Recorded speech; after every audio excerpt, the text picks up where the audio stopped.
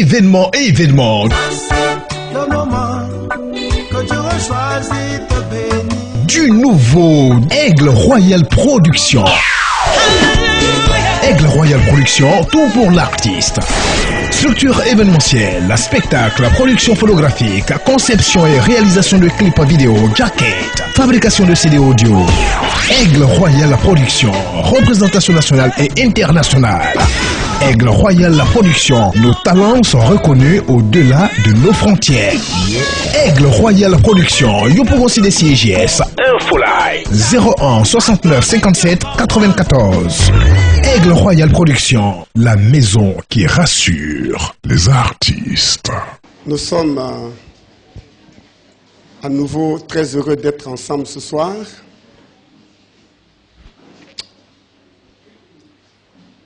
Nous sommes ensemble à l'invitation du Seigneur, en train de regarder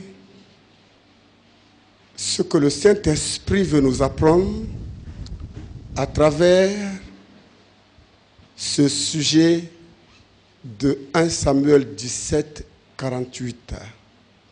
David courut sur le champ de bataille à la rencontre du Philistin.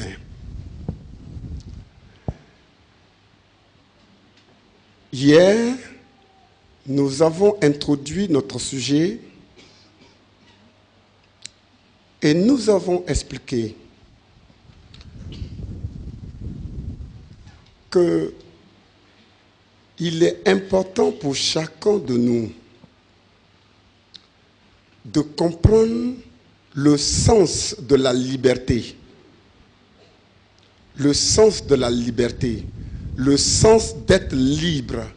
Libre de toute influence, libre de toute domination, libre de toute manipulation, libre de tout ce qui peut contrôler notre vie.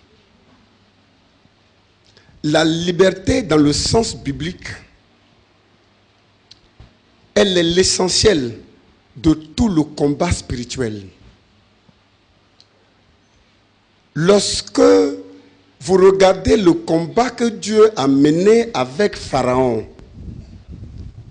en faveur d'Israël, ce n'était pas pour que Pharaon donne des milliards aux Juifs. Ce n'était pas pour que Pharaon construise des maisons aux Juifs. Ce n'était pas pour que Pharaon nomme les Juifs dans des postes stratégiques dans son gouvernement. Le but du combat que Dieu a mené avec Pharaon, c'était pour donner la liberté à Israël. Lorsque Dieu a dit à ses enfants, à son peuple, lorsque vous allez entrer dans la terre promise, il ne faut pas accepter la compromission avec d'autres peuples autour de vous. Il ne faut pas laisser un autre peuple vivre parmi vous. Je vous donne le droit de combattre et de chasser tous ceux qui sont, tous les Cananéens. Le but de Dieu, c'est qu'Israël vive dans un territoire où il est libre. Chaque combat que Dieu a mené en faveur de son peuple à travers la parole de Dieu, le but principal, c'est la liberté. Si on n'a pas compris le sens, la dimension spirituelle même de la liberté, c'est comme la liberté ne sera pas pour nous une chose importante. On va connaître la liberté sur le plan étymologique, sur le plan linguistique. On va savoir comment on écrit le mot, on va le connaître dans la lettre, mais on ne va pas connaître la liberté dans l'esprit de la liberté. Or, ce que Dieu recherche, ce n'est pas que nous connaissons la définition de la liberté en termes philosophiques, en termes de grammaire, en termes d'orthographe, en termes de raisonnement, en termes de culture. Le but de Dieu, c'est que nous connaissons l'esprit même de la liberté. Cette liberté, à travers la parole de Dieu, Dieu s'est toujours tenu aux côtés de son peuple pour mener le combat afin qu'ils aient la liberté. C'est pourquoi nous avons expliqué hier, avant que tu commences à regarder ton champ de bataille, il faut d'abord que toi-même tu aies soif d'être libre. Que tu aies soif d'être libre, que tu éprouves le besoin de la liberté.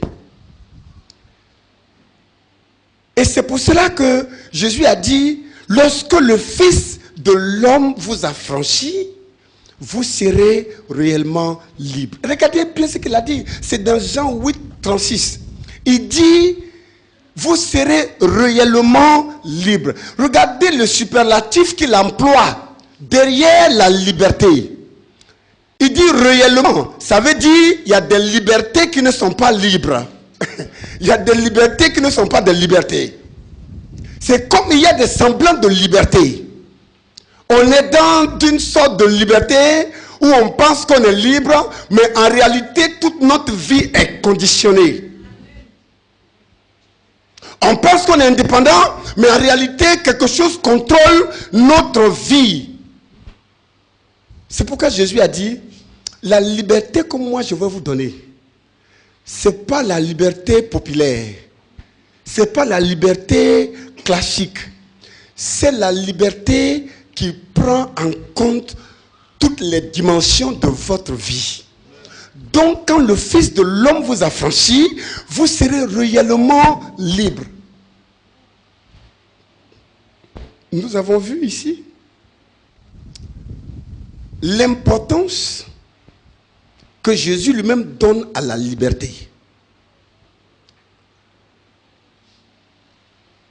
C'est pour cela que lorsque l'apôtre Paul a compris ça, lui qui se croyait libre, lui qui se croyait indépendant, il était juif dans la religion hébraïque, très engagé, un homme motivé, instruit auprès d'un grand docteur de la loi que tout le monde respectait. Mais l'apôtre Paul regarde sa propre situation dans Romains 7 et puis il dit, je me suis rendu compte que je suis esclave de quelque chose. Je pensais que je suis libre. Quand je prends la religion, je vais dans le temple, je prie, je fais ce que je dois faire, je étudie la loi, tout le monde me respecte parce que ma génération même sait que moi je suis quelqu'un qui est très versé dans la loi. Mais quand même, je ne suis pas libre. Il dit, moi je pensais que je suis libre et pourtant je suis esclave de quelque chose. Il dit, lorsque je regarde dans ma vie, et puis je vois que la loi dit, tu ne mentiras pas. Je suis content. Dans mon intérieur, je ne veux pas mentir. Je suis d'accord de ne pas mentir, parce que c'est bien de ne pas mentir. Mais en même temps que mon esprit est d'accord de ne pas mentir, mon corps, ma chair, quand je me trouve devant des situations, ma chair va mentir. C'est comme en moi, il y a une loi qui est contraire à la loi de l'esprit. La loi de l'esprit en moi, elle dit, il ne faut pas mentir. Et je suis content, j'aime la vérité. Mais la loi du péché qui est attachée à mon corps, quand je suis devant le combat, ma chair dit, il faut mentir. Il dit, je suis surpris. C'est le mal que je ne veux pas faire là, c'est ce que je fais. Le mal que je ne veux pas faire, c'est ce que je fais. Parce que la religion à laquelle j'appartiens, elle m'enseigne de ne pas faire le mal. Je suis d'accord, mon esprit est d'accord. Mais c'est que la religion là n'est pas capable de me délivrer. Elle n'est pas capable de me délivrer. Donc je suis captif et je souffre deux fois. Première fois, je connais la vérité. Je connais la vérité. Et je sais que la vérité, c'est que je ne dois pas faire le mal. Donc, je connais la vérité, j'ai soif de la vérité, mais malheureusement, je ne suis pas capable de faire la vérité. Il dit, Voilà mon problème.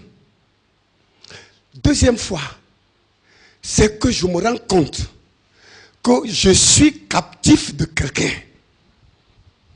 Je me rends compte que je suis captif de quelqu'un. Écoutez bien aimés, les choses que nous sommes en train de dire cette semaine, ce sont, on va dire, c'est les choses, c'est les fondamentaux de la vie chrétienne.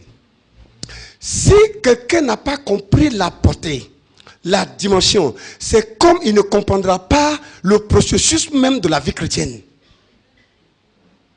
Lorsque Paul dit ces choses dans Romains 7, en comparant sa vie, en regardant sa vie, en prenant sa vie comme exemple, Paul est en train de parler de ce qui s'est passé dans sa vie avant qu'il ne rencontre Jésus. C'est parce que j'ai souvent constaté qu'il y a des chrétiens même qui se plaisent dans le péché et puis ils disent, ah, l'apôtre Paul même dit que le mal que je vais faire, je ne veux pas faire là, c'est ce que je fais. Moi, je ne veux pas faire le mal, mais c'est comme, c'est pas ma faute. C'est le péché qui fait ça à moi. Et puis, eux-mêmes, ils sont prêts à excuser leur mauvaise vie avec ça. Mon frère, ce que Paul dit ici, il ne parle pas de sa vie après sa conversion. Paul parle de sa vie face à la loi. Quand il était sous la loi, quand il ne connaissait pas Jésus-Christ, quand il était un érudit de la loi, qu'il aimait la religion, il s'est rendu compte que la religion, la loi lui enseigne le bien, mais la loi ne lui donne pas les moyens d'être délivré du péché. La loi ne lui donne pas les moyens de faire le bien. Il crie à la fin, il dit malheur à moi, malheur à moi. Je suis captif. Qui me délivrera?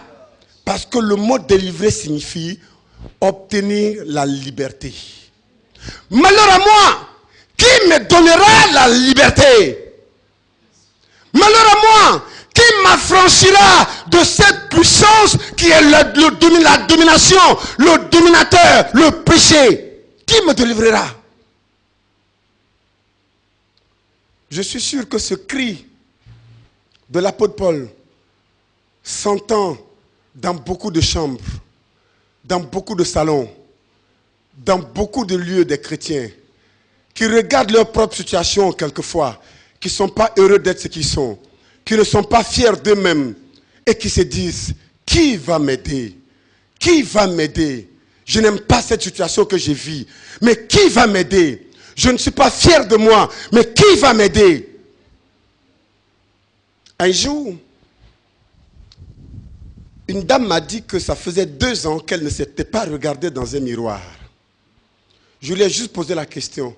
Quand tu t'habilles, puisque vous les femmes, vous aimez bien juste prendre soin de votre visage, comment tu fais? Tu ne regardes pas dans une glace? Comment tu mets ton crayon? Elle dit non, je le fais par instinct. Je sais plus ou moins où est située chaque partie, donc je le fais comme ça. Je ne peux pas me regarder dans une glace. Je lui ai posé la question, pourquoi? Elle m'a tout simplement dit, je ne suis pas fier de moi. Et chaque fois que je me regarde dans une glace, mon image me revient. Mon image me revient. Parce que je suis captive. Et je n'aime pas ce que je suis. Elle n'a pas dit, je n'aime pas mon physique. Elle n'a pas dit, je n'aime pas mon corps. Elle dit, ma vie, je ne l'aime pas. Je ne suis pas fier de ce que je suis. Je ne suis pas fier de ce que je vis. Parce que je suis captive. Et l'apôtre Paul, quand il était dans la religion, il a fait la même expérience. Et il a dit, malheur à moi, qui me délivrera? Même si nous n'avons pas le courage de parler comme Paul, haut et fort et publiquement, il n'en demeure pas moins que chacun de nous, quelquefois, quand on se retrouve face à nos géants, on se pose la question, est-ce que je m'en sortirai un jour? Est-ce que j'aurai la réponse? Est-ce que je serai libéré de cela?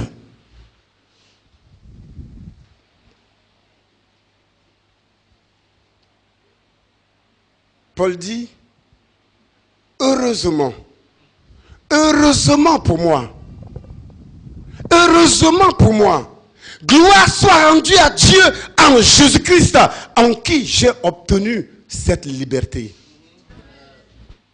C'est pourquoi lorsqu'il introduit le chapitre 8 de Romains, qui est une suite logique du chapitre 7, Paul explique tout simplement que pour ceux qui sont en Jésus-Christ, il n'y a plus de condamnation. Parce que nous sommes en Jésus libérés. Il a présenté ici une situation très simple. L'homme captif, dominé par l'autorité du péché, qui avait soif de la liberté, mais qui a fait l'expérience de la liberté. Seulement qu'à partir de Jésus. Seulement qu'à partir de Jésus. Oh mes amis, la liberté, c'est le plus grand bien que quelqu'un puisse vous donner. Parce que la liberté vous donne de jouir de vous-même. Je vous ai expliqué hier, lorsque vous commencez à lire dans le chapitre 17 de 1 Samuel, à partir du verset 24, vous allez voir, la Bible dit que chaque fois que Goliath se présentait, le peuple fuyait et le peuple était dans l'angoisse. La liberté. Et l'apôtre Paul, ayant bien compris le sens de la liberté pour le chrétien, il a été celui qui a le plus enseigné le combat spirituel à l'Église. Il a enseigné aux Romains, il a enseigné aux Éphésiens, il a enseigné aux Thessaloniciens. Parce que c'est le seul moyen, c'était le moyen pour lui, pour que chacun des champs missionnaires sur lesquels lui, Paul, passait, fasse l'expérience de la liberté. Et il a dit aux Galates, nous avons dit cela hier, c'est pour la liberté que Christ vous a affranchis. Mes amis, si tu n'as pas compris l'importance de la liberté pour toi, tu ne comprendras pas pourquoi il faut se battre pour la liberté. Mais je comprends en même temps. Je comprends. Lorsque quelqu'un n'a jamais fait l'expérience de la liberté, même quand il est captif, il ne se rend pas compte qu'il est captif. Parce qu'il n'a jamais fait l'expérience de la liberté. Donc quelqu'un qui est au cœur de la servitude, de l'esclavage, de la dépendance, il peut même se croire libre. Parce qu'il ne connaît pas ce que c'est la liberté. Mais lorsque vous avez fait l'expérience de la liberté, le jour où vous devenez esclave, vous réalisez que vous êtes passé du jour à la nuit. Je comprends. C'est pour cela que la parole de Dieu se bat pour que nous comprenions la portée spirituelle de la liberté. Et nous vous avons dit donc hier que cette liberté, elle s'acquiert parce qu'on a osé la revendiquer. On a osé la revendiquer. Depuis dans le jardin d'Éden, la Bible dit que depuis que Satan a poussé Adam et Ève au péché et que le péché a pris le contrôle dans la vie de l'homme, l'homme est devenu dépendant. Il a perdu sa liberté là. Et pour cette raison, chacun de nous regarde dans sa vie quel est le territoire occupé de sa vie pour lequel il doit se battre. Pour lequel il doit se battre. Quel est le domaine de sa vie? Quel est le champ de bataille de sa vie sur lequel il rencontre Goliath? Nous avons dit hier que le champ de bataille peut être dans ton caractère. Quelqu'un qui est esclave de la colère, il est conscient qu'à cause de la colère, il y a des choses qu'il perd. Et puis il dit, moi c'est mon comme ça, prenez-moi comme ça. C'est mon comme ça. Mais il sait bien qu'il peut arriver que quand il pique sa crise de colère, il garde tout autour de lui. Il dit des choses inhumaines. Quitte à ce qu'après il s'excuse. Mais quand même sa crise de colère est incontrôlable. Lui, il est conscient qu'il n'est pas libre. S'il s'accommode avec la colère, malheureusement, la colère va le priver de la bénédiction de Dieu. Je vous ai expliqué hier que quand vous regardez dans le livre de Deutéronome 28, du 1er verset au 14e verset, Dieu dit, voilà la condition de la bénédiction. Pour que tu sois béni, voilà la condition. Cette condition, c'est par exemple que tu écoutes ma parole, que tu la mettes en pratique, que tu suives ce qui est écrit, que tu obéis au commandement que je te donne aujourd'hui. Mes amis, il dit si tu fais ça, je vais te mettre au-dessus des nations. Il décline toute la bénédiction rattachée à cela.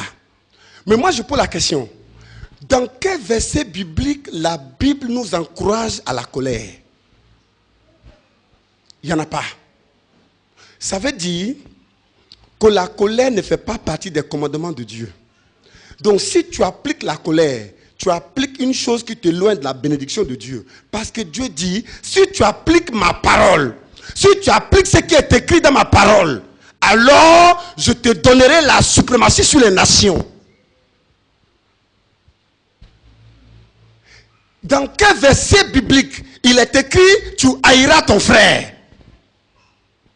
Il n'y en a pas.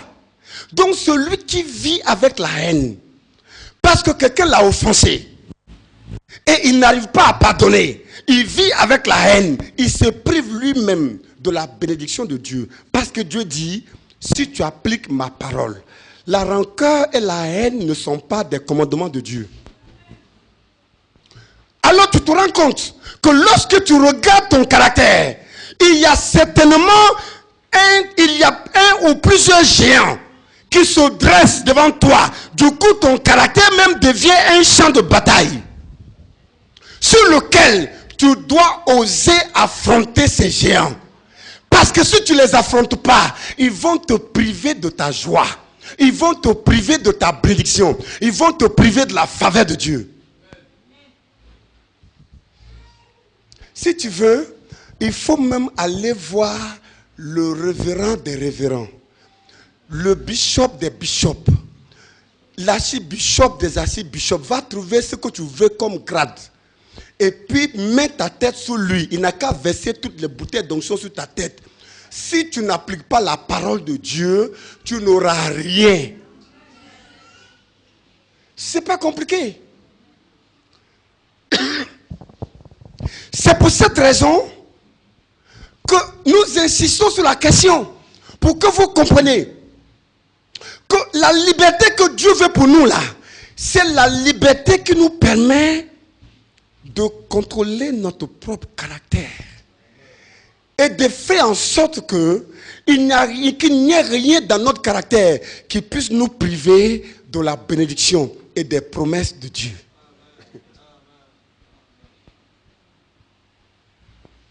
Lorsque tu te rends compte de cela, que dans ton caractère, il y a des géants comme la haine, comme l'inimitié, la rancœur, l'égoïsme, les convoitises, que ton tempérament même n'est pas sous le contrôle du Saint-Esprit, tu te lèves contre et tu dis, je ne veux pas accepter de vivre avec ça. Je ne peux pas dire aux gens, moi je suis très nerveux, acceptez-moi comme ça, c'est mon comme ça. Je ne veux pas accepter ça. Il faut que les gens me regardent et qu'ils disent, monsieur Tom, cette femme a changé. Le Seigneur est passé par là. C'est la preuve que je suis libre. Tant que les gens ne sont pas prêts à rendre ce témoignage de moi, je ne suis pas encore libre. Parce que quelqu'un qui est libre, ça se voit dans sa vie. On a dit que le champ de bataille peut aussi être tes désirs, tes sentiments. On ne va pas prendre du temps là-dessus. Ce soir, je vais commencer avec vous juste à développer la situation pour laquelle nous sommes ici, dans les yeux de David. Lisons dans le livre de Néhémie, le chapitre 4 de Néhémie. Je vais juste lire pour vous le verset 14. C'est de ce verset que sort le sous-thème du jour. Il dit, je regardais et m'étant levé, dit aux grands, aux magistrats et au reste du peuple, ne les craignez pas, souvenez-vous du Seigneur, grand et redoutable, et combattez pour vos frères, pour vos fils, pour vos filles, pour vos femmes et pour vos maisons. Amen. Quand vous lisez la suite, vous vous rendez compte de l'attitude que le peuple va avoir face à cette parole que Néhémie va leur donner. Cette parole de Néhémie, on va dire, elle est une démonstration de l'expérience de David. La Bible dit que, alors que tout le peuple, à la vue de Goliath, était rempli de crainte et de tremblement, fuyait devant le géant, chacun pour se mettre en sécurité. Alors que le peuple était dans cette situation, la Bible dit, David osa affronter Goliath. Mais en réalité, lorsque vous regardez l'attitude de David, vous vous rendez compte que avant que David ne mène le combat contre Goliath, David a commencé à mener un premier combat contre lui-même. Ce que ses frères, les frères de David, n'étaient pas capables de faire, ce qu'ils ne faisaient pas, qu'ils ne pouvaient pas faire, c'est ce que David a fait. Voilà un enfant trop frêle qui se trouve devant un géant de 3 mètres. Un homme habitué à la guerre. Déjà même, sa taille est une terreur. Sa taille est une terreur. Son armure est une terreur. Quand on regarde l'épée de David, il fallait 2 David pour soulever son épée. Tellement que son épée était grosse. À regarder tel que Goliath était habillé, il n'y avait pas de chance pour David de l'atteindre.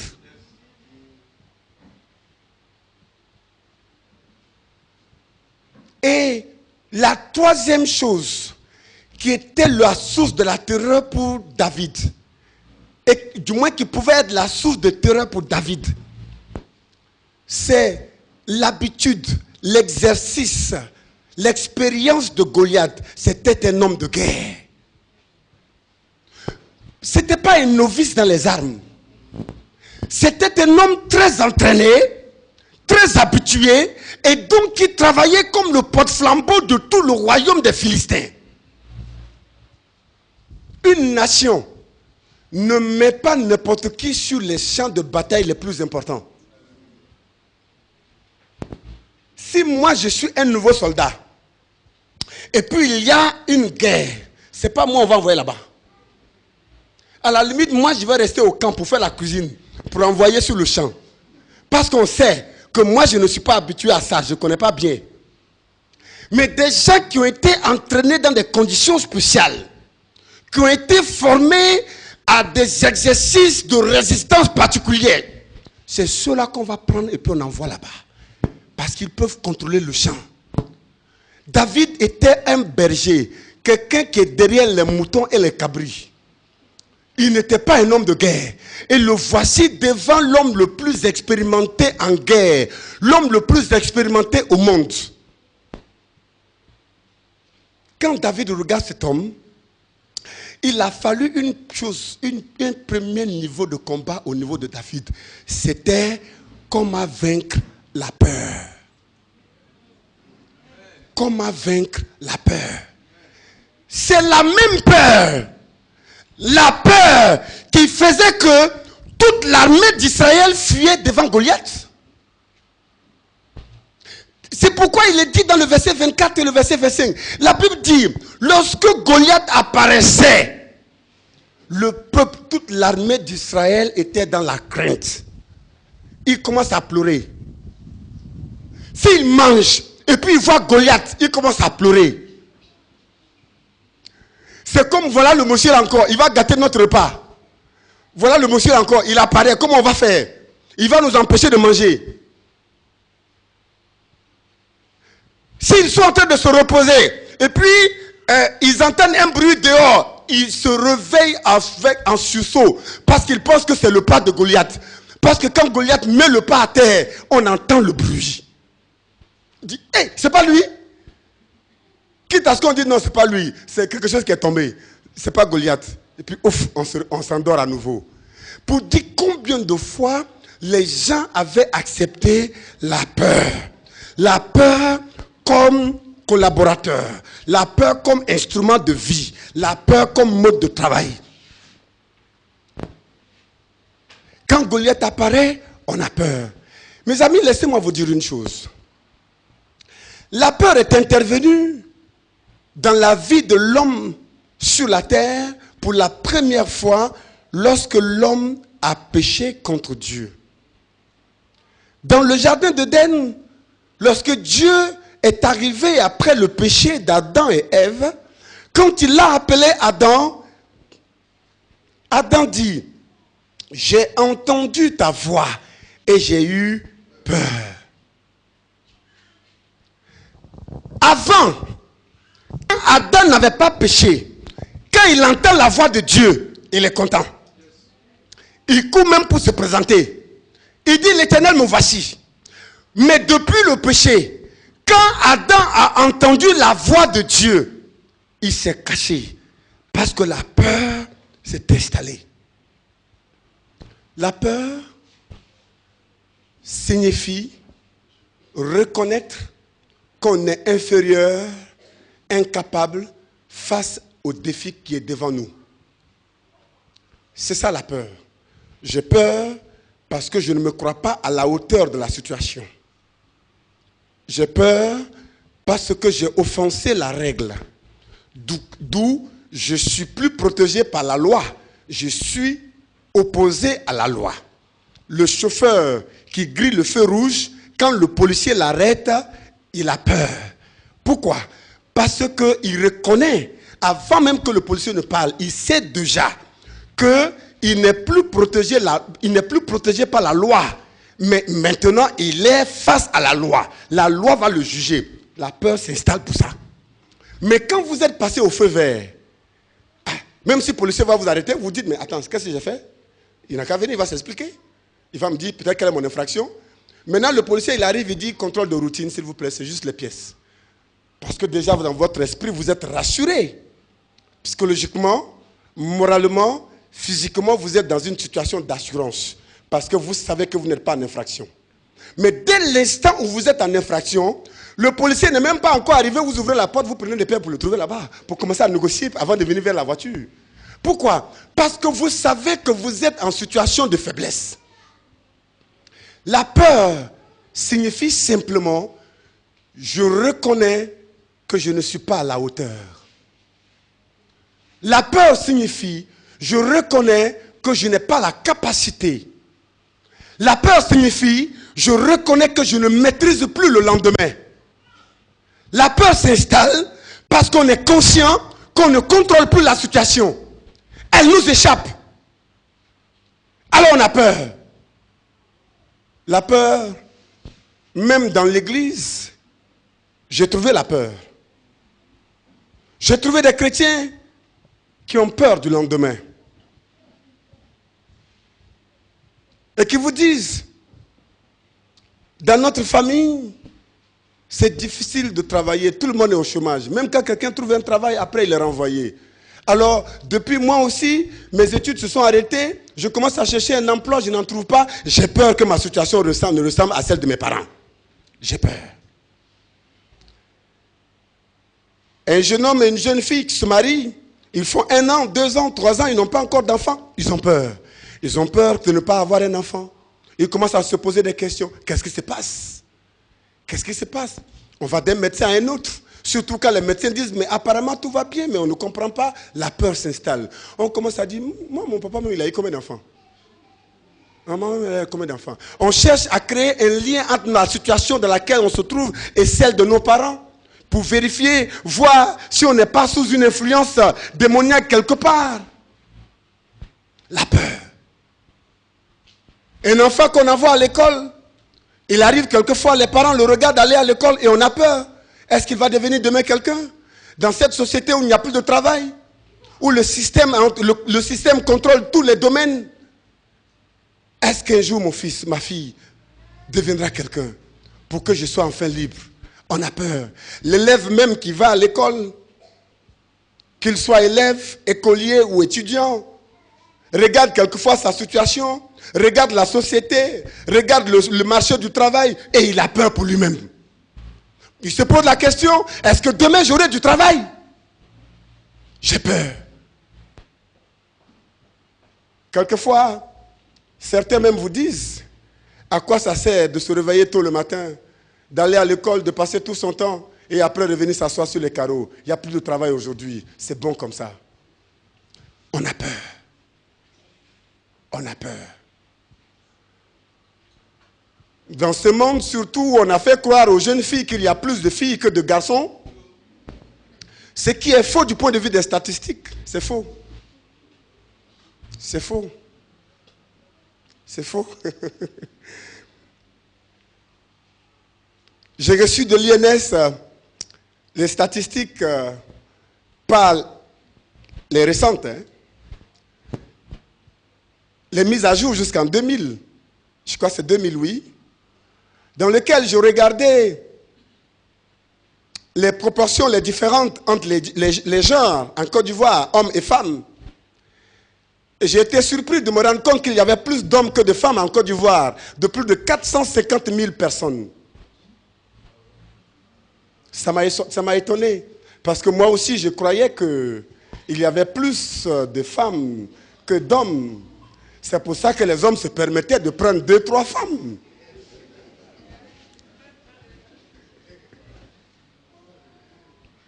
J'étais surpris de me rendre compte qu'en réalité, il y a plus d'hommes que de femmes.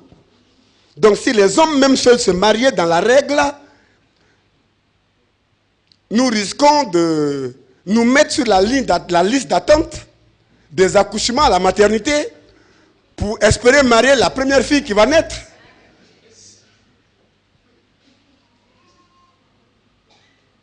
Mais dans cette situation-là, la jeune fille qui se lève, elle regarde la société, elle se rend compte que de plus en plus la notion du mariage est abstraite dans la tête de l'homme.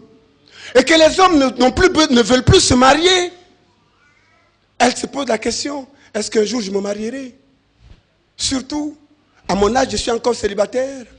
Est-ce que je me marierai? Mes petites sœurs même semblent être mes camarades, qui sont moins âgés que moi, sont déjà mariés. Je suis encore célibataire. Est-ce que je me marierai? Et on a peur. On a peur pour sa situation matrimoniale. On se pose la question, est-ce qu'un jour ça marchera? Dans un couple où il y a quelques situations difficiles à gérer, la peur vient s'installer, est-ce qu'on ne divorcera pas? Un jour, une jeune mariée est venue me trouver à l'église. Elle était toute en larmes. Elle m'a dit, pasteur,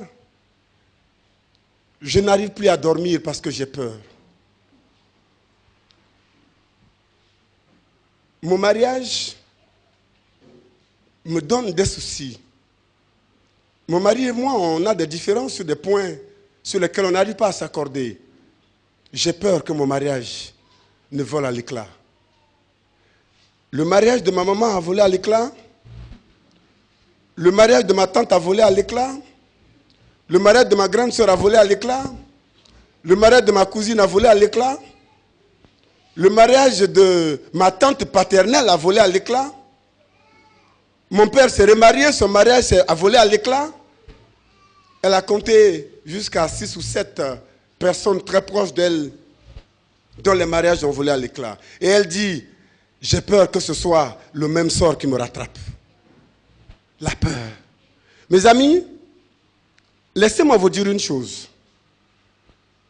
La question de la peur est une question de fond dans la vie de l'Église. Souvenez-vous que même les disciples ont eu peur. Après que Jésus soit parti au ciel, ils sont allés s'enfermer à Jérusalem dans la chambre haute.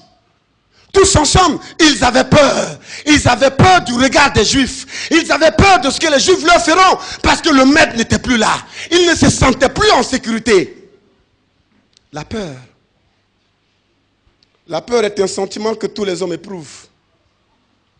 Mais tout dépend de comment chacun affronte la peur.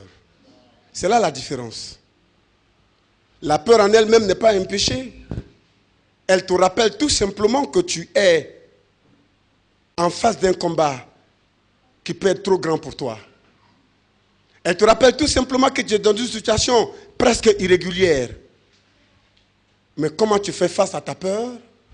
C'est là la différence. Et beaucoup de chrétiens vivent avec leur peur. Beaucoup de chrétiens dans l'église vivent avec leur peur. Et ce que vous ne savez pas, c'est que le comportement que les frères de David et l'armée d'Israël avaient sur le champ de bataille était un comportement lié à la peur. La peur de Goliath. On a peur quand Goliath apparaît. La peur. La peur peut désorganiser votre vie spirituelle. La peur peut désorganiser même votre obéissance au Seigneur. La peur peut désorganiser votre fidélité et la crainte de Dieu dans votre cœur. La peur pousse des personnes à accepter la compromission au lieu de marcher dans l'intégrité. Parce qu'ils ont peur. Il n'y a plus de travail. On m'a demandé de donner 300 000 francs, 400 000 francs pour être admis à ce concours. Si je ne donne pas et que je ne suis pas admis, je ne travaillerai pas. J'ai peur d'être au chômage. Je suis prêt à donner l'argent pour travailler. C'est la compromission. La peur m'amène à la compromission juste parce que c'est le moyen pour moi d'avoir le travail. Que de chrétiens sont dans la compromission? Que de chrétiens sont dans la compromission dans l'église à cause de la peur? C'est qu'ils ne se rendent pas compte que la peur contrôle leur vie. Ils ne se rendent pas compte que c'est la peur qui contrôle leur situation. Souvenez-vous, lorsque Moïse a envoyé les 12 espions pour explorer Canaan, au retour, il y a 10 qui ont dit à Moïse et à tout le peuple d'Israël, mes amis, nous avons peur. Parce que nous avons vu dans ce territoire des gens qui étaient tellement géants que nous-mêmes, nous étions à leurs yeux comme des sauterelles. Ah, mes amis. Comment quelqu'un peut accepter de se regarder dans les yeux de son adversaire? Le monsieur et les fils d'Anak là, ils ne vous ont même pas dit que vous ressemblez à des sauterelles. Eux-mêmes n'ont pas dit ça. Pourquoi c'est vous qui le dites? Tout simplement parce que ils se sont regardés dans les yeux de l'adversaire. Quand Goliath marchait contre Israël, Israël se voit dans les yeux de Goliath. Le mépris que Goliath a pour eux, l'influence que Goliath a sur eux, eux-mêmes se voient. Il dit, mais voilà comment il nous voit. Le gars, il pense qu'il va nous frapper, hein? Il va nous tuer. Eux-mêmes, ils se mettent à la place de Goliath et ils regardent les petits Hébreux.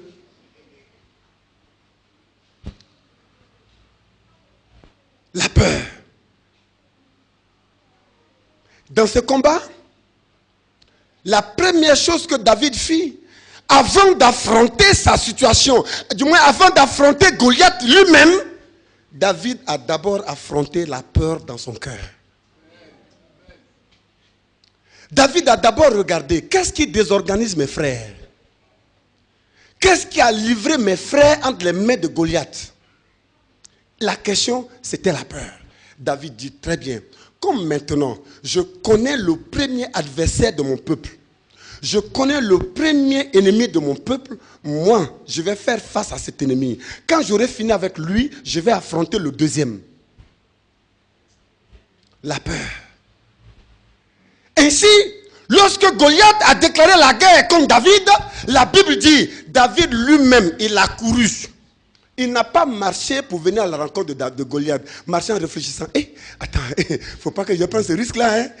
Le gars là, on dirait que je suis en train de risquer. Hein. Il n'est pas rentré dans ces considérations. David a couru. Il s'est précipité sur le champ de bataille. Parce que David avait réglé la question de la peur. C'est pour cela que le jour où les adversaires ont voulu empêcher Néhémie, dans le texte que nous avons lu, de continuer la reconstruction de la muraille de Jérusalem, pour redonner à Jérusalem sa gloire, sa dignité et sa fierté. Quand l'ennemi est arrivé et qu'il a commencé à les menacer, Néhémie a dit au peuple, ne les craignez pas. La peur n'est pas une option pour le chrétien. Néhémie dit, vous, peuple de Dieu, ne les craignez pas. Mais dans cette assurance que vous devez avoir, ce n'est pas même en comptant sur vous. Ce n'est pas vous qui menez le combat. Mais il faut compter sur le Seigneur. Il dit, souvenez-vous du Seigneur, notre Dieu, le redoutable. Lorsque David a affronté Goliath, David n'a pas dit, moi je suis un expérimenté de la guerre, je te montre aujourd'hui mes stratégies de guerre. Il n'a pas dit ça à Goliath. Il dit, l'Éternel va me donner le succès.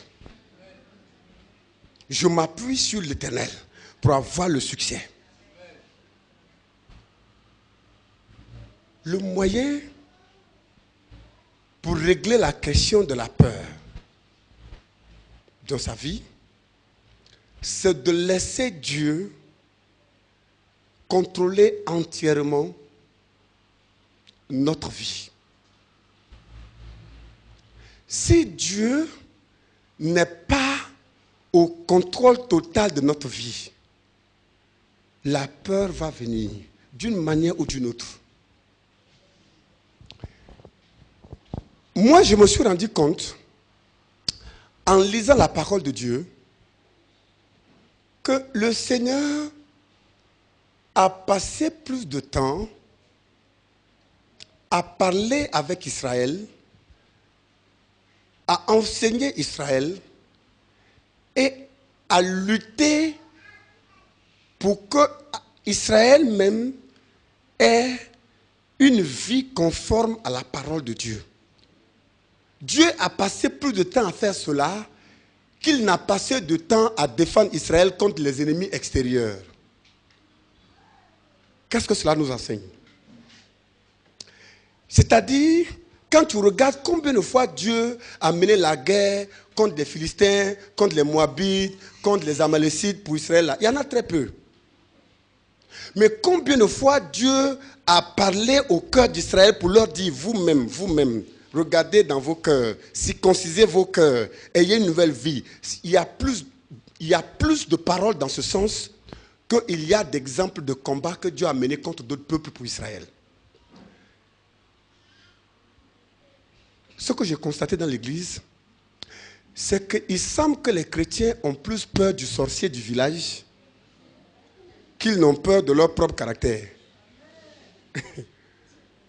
Quand vous voyez un chrétien mener combat spirituel, au nom de Jésus, le sorcier du village, le voisin de mon papa là, qui ne veut pas que je réussisse, toi, tes flèches la nuit, je les détruis.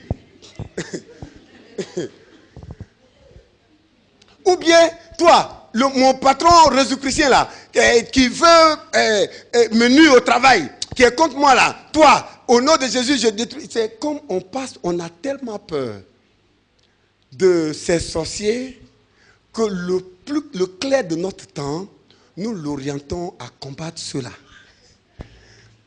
C'est pourquoi le chrétien, quand il veut dormir, il va dire, je mets le sang de Jésus sur la porte, sur la fenêtre, sur le lit, sur la douche. Il va mettre le sang de Jésus. Je connais des chrétiens même, avant de dormir, même s'asseoir et puis prier et dormir là, c'est trop petit. Il va mettre la main sur la fenêtre. Il va mettre la main sur la porte. Il va mettre la main sur la douche. Il dit, ça c'est le sang de Jésus, je condamne ici. Je condamne ici. Il ne faut pas que les sorciers vont rentrer. Je condamne là. Quel esclavage! Quel esclavage! Quel esclavage! Tant qu'il n'a pas fait ça, il ne dort pas en paix. Il pense que sa maison là est vulnérable. Le diable peut rentrer à tout moment. Les sorciers peuvent rentrer à tout moment pour venir lui faire du mal dans son sommeil. Donc chaque jour, il faut qu'il fasse cet exercice. Chaque jour, il doit faire cet exercice. S'il fait ça, ça le rassure.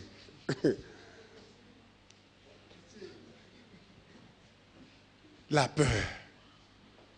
La peur. En réalité, tu as peur. Tu as peur. Et c'est la peur qui t'amène à ça. La peur t'amène même à poser des actes que tu ne peux pas justifier par la Bible. Tant que ça peut te rassurer, tu les poses quand même. C'est la peur. Et comme le diable sait que tu vis avec la peur, il va augmenter l'influence autour de toi. Il va faire en sorte que ton environnement favorise cette peur et tu l'entretiens. Tant que tu entretiens cette peur, jamais tu ne vas t'orienter vers l'essentiel de la vie chrétienne, qui veut que tu sois un homme, une femme libre.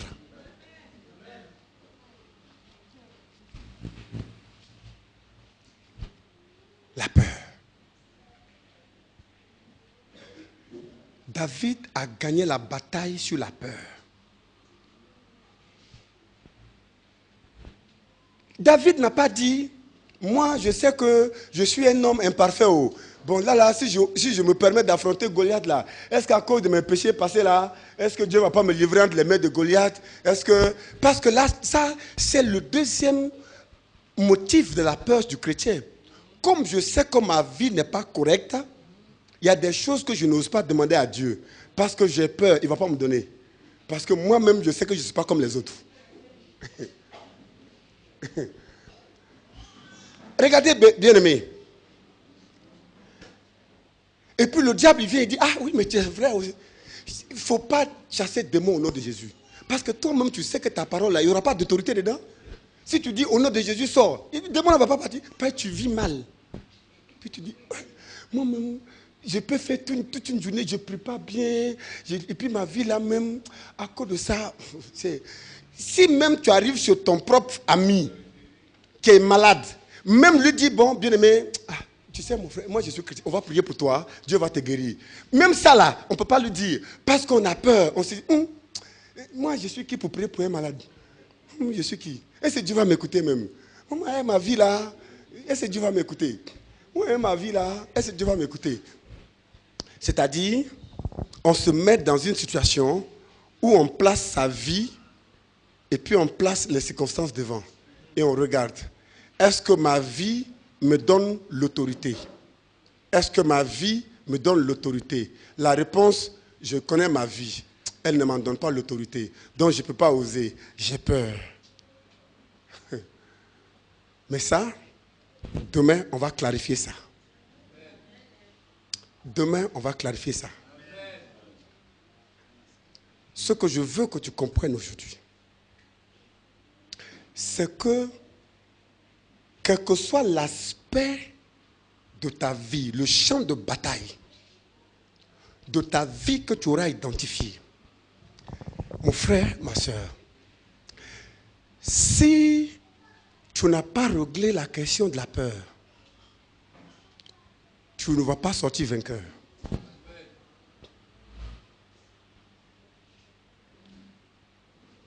Un jour, j'ai un ami qui m'avait invité à une réception. Et puis,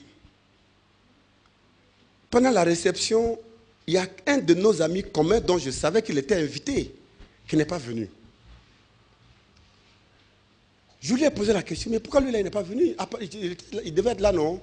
On est quand même des amis, quand il y a une occasion de joie, on se retrouve ensemble quand même. Il dit, oui, je lui ai dit, mais bon, il m'a donné des raisons qui ne tiennent pas, mais il n'est pas venu quand même. J'ai appelé mon ami. J'ai dit, mon ami, c'est quoi? Pourquoi tu n'es pas là? La fête là, on ne va pas faire la fête sans toi. Il faut que tu sois là pour qu'ensemble on se réjouisse. Il dit, ah, mon frère, tu sais, où je suis là, moi, j'ai peur qu'arriver là-bas, je ne réagisse de telle façon parce que voilà ce qui s'est passé et moi je me connais. Je me connais. Si je vais là-bas, je risque de faire, je réagis. Je risque de réagir. Donc pour ça, là, je préfère ne pas venir. J'ai dit, voilà mon ami, tu viens de m'informer que tu as peur de toi-même. C'est ce que tu veux me dire? Tu as peur de toi-même? Il a voulu me réexpliquer à nouveau. Non, j'ai dit non. Tu es en train de me dire que tu te connais. Et tu sais qu'il y a des choses que tu n'acceptes pas. Si tu viens à la fête, tu vas réagir. Et que ça peut gâter la fête. Ou bien ça peut gâter tes humeurs. Parce que tu te connais. Comme tu te connais, tu as peur de toi-même. Tu as peur de te transporter parmi nous et de venir t'exposer parmi nous. C'est ça que tu veux dire? À la fin, il m'a dit, oui, c'est ce que je veux dire.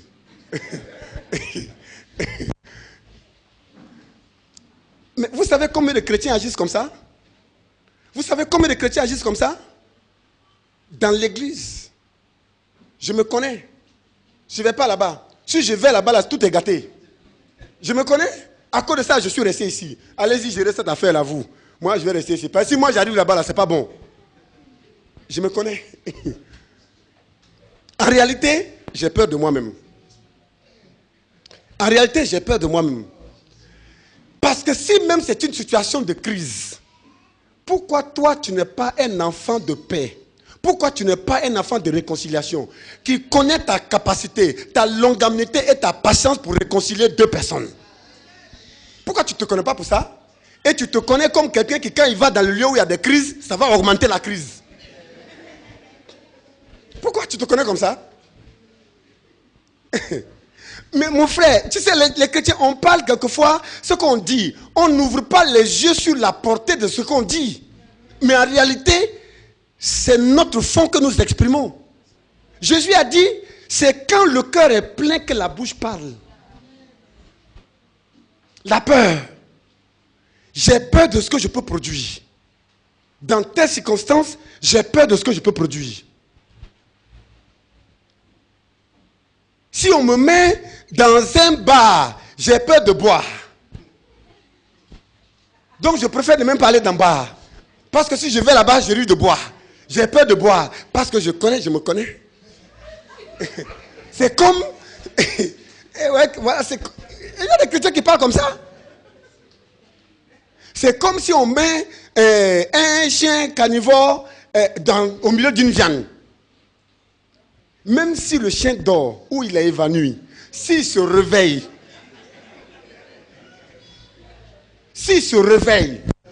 la viande là va avoir des problèmes. C'est-à-dire quitte à ce que tu frappes le chien là, mais il va manger la viande et puis supporter les coups après. C'est comme la seule solution. La seule solution, il faut changer la nature du chien. Si sa nature a changé, il n'est plus carnivore. Même si tu veux, il faut le mettre à la boucherie. Il ne mangera pas la viande. Parce que sa nature, il ne mange plus de viande. La peur de soi-même. Quand tu te regardes dans ta propre vie, qu'est-ce qui te fait peur chez toi? Cette peur, il faut que tu en sois délivré au nom de Jésus. Il faut que tu en sois délivré au nom de Jésus. Parce que si tu n'es pas délivré de cette peur, tous les autres aspects du combat spirituel vont t'échapper. On passe le temps à avoir peur du sorcier que d'avoir peur de ce qu'on est capable de produire. Mais le sorcier là, mes amis, s'il y a quelqu'un pour qui Jésus est le moins préoccupé dans la vie d'un chrétien, c'est le sorcier. Moi, je ne sais pas combien de fois j'ai pris comme sorcier. Moi, je ne sais pas. Je ne sais pas. Et ça ne me vient pas à l'esprit de prier contre les sorciers, sorciers de ma famille, sorciers de mon village, sorciers. Ça ne me vient pas à l'esprit. Oh. Parce que moi, ils ne m'intéressent pas. Ils ne m'intéressent pas. Je ne les crains pas. Non, je ne les crains pas. Du tout. D'ailleurs, même quand je sais que tu es sorcier, je vais m'approcher de toi. Je vous ai déjà raconté une fois une histoire. Moi, je suis allé au village. On m'a présenté une vieille. Mon père me l'a présentée en son temps. Et il m'a dit, attention, ne mets jamais le pied chez elle. C'est une sorcière. Tout le monde le connaît dans le village comme une sorcière. Elle est très dangereuse. D'ailleurs, c'est elle qui a tué ta maman. Et puis, il m'a raconté les circonstances dans lesquelles ma maman est décédée. J'ai dit, j'ai compris, papa. J'ai compris, merci pour l'information. Le même soir, je suis allé chez la vieille. C'était une vieille, une de mes tantes. Je suis allé chez elle. Elle dit, ah, mais toi, on m'a dit que tu es arrivé, mais depuis je ne te vois pas. Ah, je suis content de te voir. J'ai dit, ouais, moi je suis pas te saluer. Chez nous, en pays sénégalais, il y a une sauce qu'on aime, que j'aime bien, c'est une sauce verte. Nous, on appelle ça tchonro. J'ai dit à la vieille, j'ai dit, je vais manger tchonro. Est-ce que tu as tchonro ici? J'ai mangé tchonro. Elle dit, ah, comme il fait nuit là, je n'ai pas prévu tchonro aujourd'hui, mais demain soir, j'ai fait tchonro. Le lendemain, je suis venu. Elle a fait tchonro, j'ai mangé. Je n'ai mangé. Ouais, je n'avais pas peur. J'ai mangé ma sauce tchonro. Et puis, mon père a appris. Il est très fâché. Je lui ai dit, tu sais, papa, toi et moi, il y a une différence depuis quelques années. Toi, c'est ton droit d'avoir peur. Moi, si j'ai peur, c'est un péché. Chez moi, dans ma position en tant que chrétien, la peur est un péché pour moi. Parce que la peur signifie que je rabaisse Dieu sous les pieds de mon adversaire. Jamais je ne vais le faire. Donc, pour ça là, toi, tu as le droit d'avoir peur, mais moi, je n'ai pas le droit. Donc, laisse-moi avec cette vieille. C'est ma tante. Laisse-la. Et laisse-nous deux. Le soir où j'ai mangé tchonro chez elle, la nuit, vers 2h du matin, j'étais mon grand frère et moi, nous dormions dans la même chambre. Il y a eu un attroupement derrière ma fenêtre, la fenêtre de notre chambre, direct. Peut-être 15-20 personnes, en tout cas un grand nombre de personnes, derrière ma fenêtre, qui ont commencé à discuter. Oh, il faut rentrer, toi rentre le premier. Non, toi, il faut commencer. Oh, ils ont commencé à se discuter. Ils se sont tellement discutés que j'ai réveillé mon grand frère. J'ai dit, Adama, il faut écouter. Tu écoutes ce qui se passe? Nous deux, nous sommes assis dans la chambre et nous les écoutons. Ils ont parlé. Et mon grand frère, comme il n'est pas converti, il avait très peur. Il dit, ça, aujourd'hui, tu m'as tué. Ça, aujourd'hui, tu m'as tué. On t'a bien dit de ne pas aller manger chez la vieille, là. Tu vois?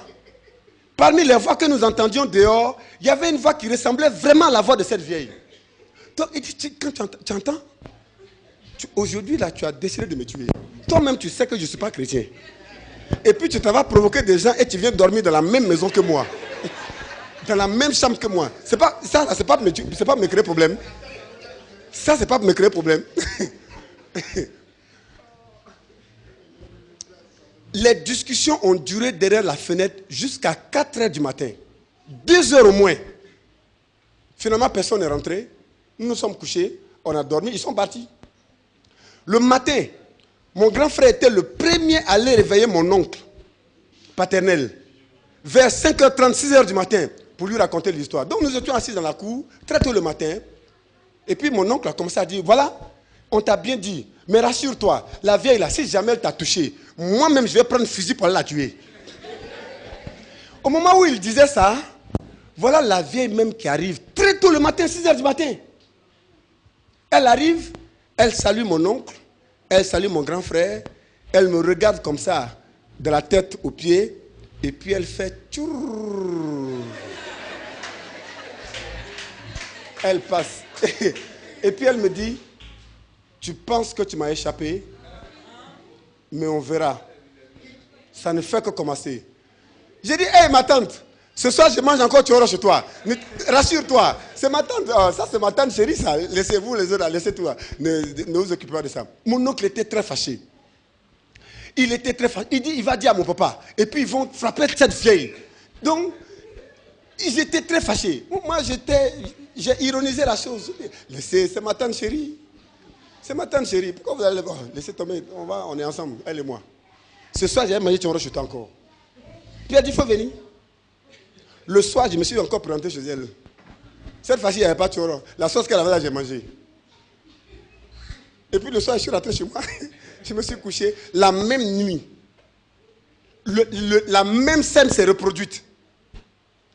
Et cette fois-ci, vers la fin, vers 4 h du matin, ils ont commencé à crier comme si quelqu'un avait éclaté une bombe au milieu d'eux.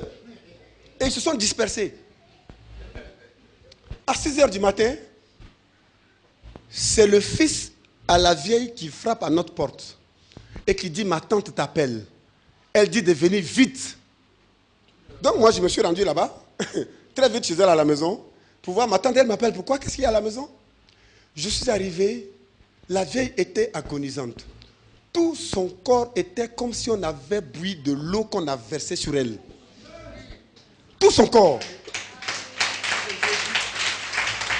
Moi-même, je ne sais pas où la toucher, je ne sais pas où commencer, comment. Je suis arrêté, mais c'est quoi? Qu'est-ce que tu as eu et puis tu es comme ça? Elle dit, assieds-toi, prends le tabouret, assieds-toi. Je vais parler avec toi. Je me suis assis, et puis elle a commencé à me dire, je vais te demander pardon. Effectivement, c'est moi qui ai tué ta maman. Et puis dans le village, j'ai tué une telle personne, j'ai tué une telle personne. Je dis, c'est pas grave, laisse tomber tout ça. C'est quoi ton problème? C'est quoi?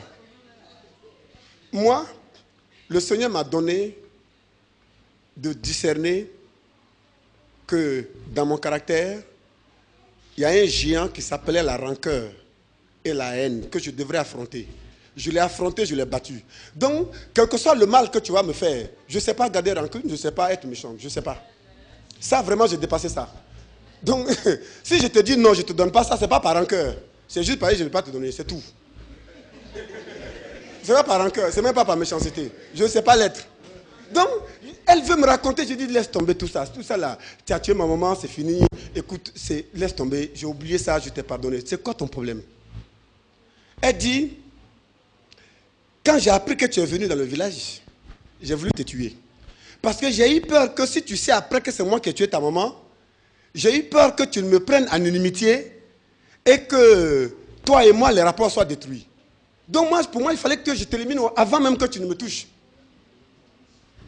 Alors, quand tu es venu manger ma sauce Tiongro, j'étais très contente parce que je me suis dit, au moins, c'est le moyen par lequel je vais t'avoir.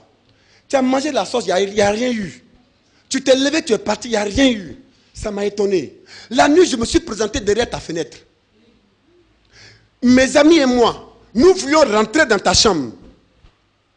Mais on a trouvé des gens qui étaient derrière ta porte, du moins derrière ta fenêtre. Des gens, on ne voyait pas leur tête, on voit leurs pieds. Ils nous ont encerclés, aucun de nous ne pouvait sortir du cercle qu'ils ont fait. Quand on les a vus, on veut partir. Mais tu n'as même pas le passage où partir.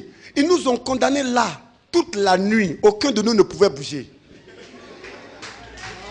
Alors, et c'est au petit matin, ils nous ont laissés partir.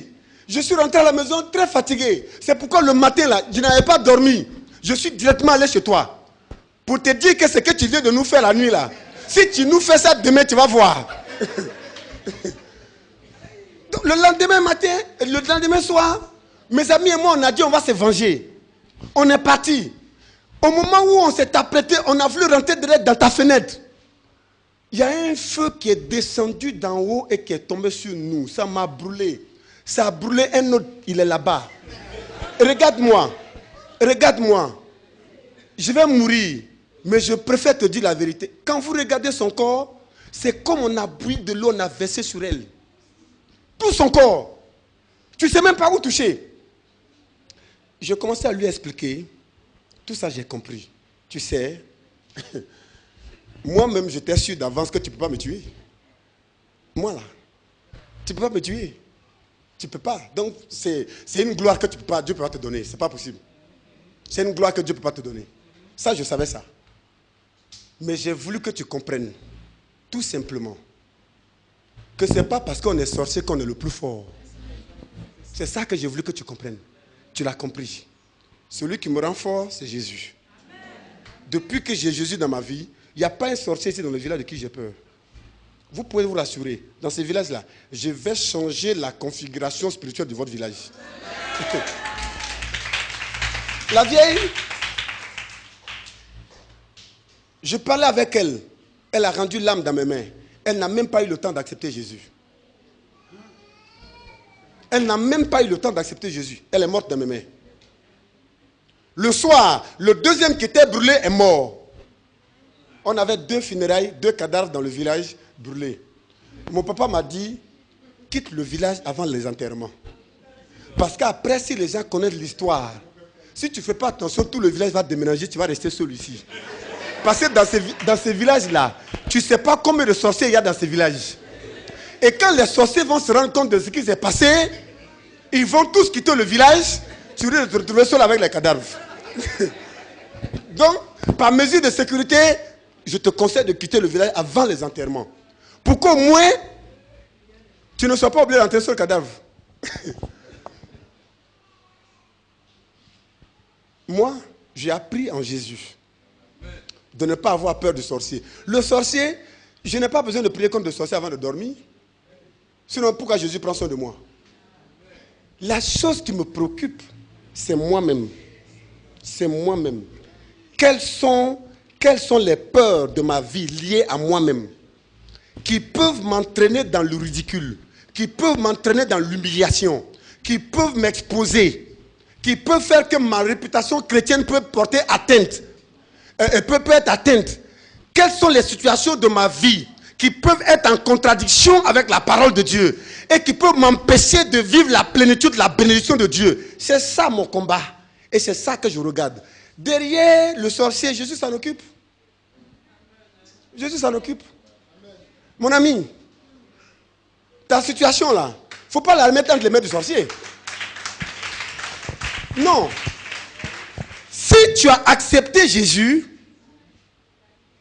ne regarde pas ta situation entre les mains du sorcier du village. Tu ne travailles pas, ce n'est pas le sorcier du village. Laisse-le là où il est. Si tu ne travailles pas, pour le moment là, ça veut dire que Jésus te veut non-travailleur. Pour le moment là, il te veut non-travailleur. Pendant que tu es non-travailleur, tu lui es encore utile. Il est dans un processus de transformation avec toi. Une fois que cela sera accompli, tu travailleras. Parce qu'il a dit, même dans le désert, je vais prendre soin de toi. Même, c'est-à-dire, même si on dit en Côte d'Ivoire, il n'y a pas de travail, le système est ce qu'il est, et qu'il empêche les gens d'avoir du travail, toi, tu auras du travail. Quand le Seigneur va accomplir son processus avec toi. Moi, je vois des chrétiens qui sont préoccupés pour des choses qui ne relèvent pas de leurs compétences. Tu es célibataire? Mais il ne faut pas en rougir. Il ne faut pas en rougir. Jésus te veut célibataire. Le jour où Jésus estime que ton statut là, il doit changer, il changera sans ta volonté. Il changera sans ta volonté. Tu n'as pas besoin de combattre pour ça. Parce que ça, le Seigneur le contrôle. Ce que le Seigneur attend de toi, en toi, les choses qui peuvent t'empêcher de jouir de la bénédiction qu'il t'a promis là, c'est ça qui doit être la source de ta peur, que tu dois affronter. David a vaincu la peur. Néhémie a poussé Israël à vaincre la peur pour affronter l'ennemi. Dans ces deux cas, il y a eu le succès. Adam a eu peur, il s'est caché. Il a subi la réprimande de Dieu. Les 10 espions sont venus, ils ont eu peur. Dieu dit, à cause de cela, les 10 là, ils n'hériteront pas la terre promise. Ils vont mourir avant que vous ne rentrez dans la terre promise. Parce que je ne travaille pas avec les gens qui ont peur des autres. Israël était devant Goliath. À cause de la peur, ils étaient toujours ridiculisés. Ce soir, le Seigneur dit, souviens-toi de lui, Dieu redoutable, et brise la peur de ta vie. Souviens-toi de lui, Dieu redoutable, et affronte la peur de ta vie pour en être libéré. Et alors, tu pourras affronter les autres situations sainement. Nous allons baisser la tête.